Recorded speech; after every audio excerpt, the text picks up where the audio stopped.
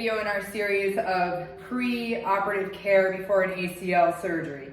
So one of the major factors we talked about is making sure your quad muscle gets firing and working, and ways you can do that. So this is huge, and again, I'll reiterate that if you're going into surgery with a quad deficit, that it can take, if it's a 20% deficit compared to the other side, it can take 2 years after surgery to get that deficit back. So the earlier you start this care, the better, and get those quads as strong as possible prior to surgery. So we're gonna go through the very basic levels of kind of getting your quad muscle engaged and stronger. So this is a series that's very basic. If you're passing these, go through this video and move on to the others, because you've got to find ways to load that quad up. But if you're finding that you're standing around and you're not able to fully straighten your leg, or that your quad muscle when you squeeze it isn't firing well, this is where you could start. So we're going to go over quad setting in 2 or 3 different positions, and then some mini squats and a beast crawl position. So the first is just sitting down that we look at. And when you're sitting, you're trying to see if your knee is up like this. You want to start to engage your quad and push down and squeeze that muscle tight.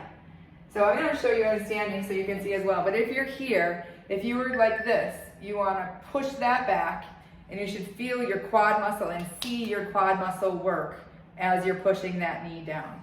If you're sitting here and that's hard for you to do, you could put a little towel underneath it, or like a half foam roller, just for a second to help with gaining some pressure underneath that knee. So a lot of times if somebody's in here, I'll put my hand underneath and say, push into me. And then even if your knee or if your heel lifts up a little bit, that's what you want. Quad sets are a little bit overlooked. A lot of times people are pulling up as opposed to pushing down. So if you can get this going, this is one of the very first things that I look at to see what the quad is doing.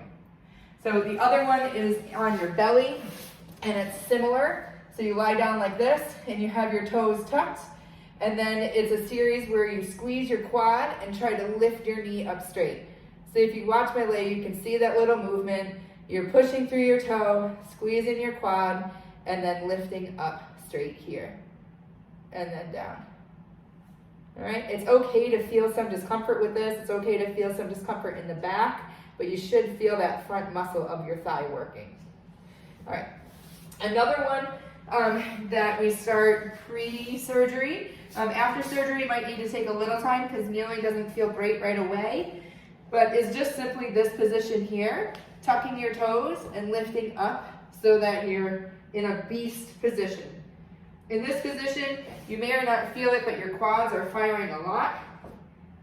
And this is a similar position that going downstairs would be, so we start here and just start having you hold this position to build up some capacity. All right, so for another form of quad isometrics, you're gonna take a ball and you can put it up against a wall, or even have somebody hold it. So in the clinic, I would have somebody hold it for me. And you're gonna do these at a couple different angles. So if you look at the bend of the knee, you want the knee to be bent at about 90 degrees, right? And then you're gonna take a ball and try to kick into it and straighten your knee out. You kick, and you're not lifting up with your foot, you're kicking and trying to straighten your knee. So we try to do these at a couple different angles. And again, you should feel this quad muscle working.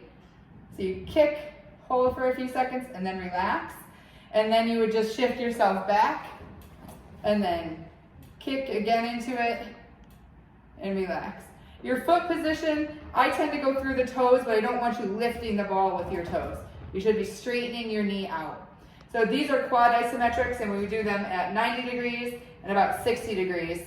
So again, if Tom wasn't here and I wasn't on camera, I would have this ball up against the wall, or in a corner, sitting in a chair, and doing this exercise here. All right? So those are quad isometric. And then the last 2 exercises are starting to get up into standing. So looking at squats, and then looking at what we call a terminal knee extension. So for squats, if you know squats, then it's the same thing you've always done. If you're not used to doing squats, I would start by going to something, like a height behind you, and see how you do.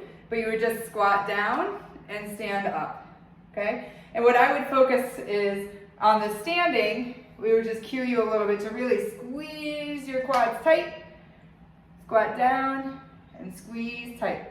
If this bothers you, you can certainly manage it in different ways. You could hold on to something and sit back a little bit more. And you can certainly raise the surface like we were showing to the table. So you don't have to go through a full range to start. If you have depth and you can go further, go ahead. You will not hurt anything if you're feeling pretty good with it. If you have a little discomfort, let's say a 2 or 3 out of 10 that stops when you stop, keep going. If you don't, or if it's hurting more than that, then I would back off and change the exercise. But again, you're here, and when you come up, you're really pushing and thinking about squeezing those quads. And then lastly, we would have you do some terminal knee extensions, where you take a band and you put it behind your knee. And then in this position, you let the band kind of draw your knee forward and then push it back tight. So again, driving that knee straight and squeezing that quad tight. And you just hold that, and then we would do repetitions of that. So this is called a terminal knee extension. All right, so those are some of the basics for starting to engage your quad and get it to wake up and move the way, or use the way that we want, and try to strengthen up so that before you go into surgery, that your quads are alive and awake and starting to build strength. This is also a lot of the exercises that you start right after surgery. So if you know them, you know, it's easier to implement them after you've had surgery and kind of have the feeling of how they're supposed to go, versus learning them when you're in that post-operative discomfort. So basic quad engagement, remember quad strength is crucial. It's crucial to get it before, it's crucial to get it as fast as you can, and then through the rehab process, it's extremely crucial to keep loading and keep building that strength.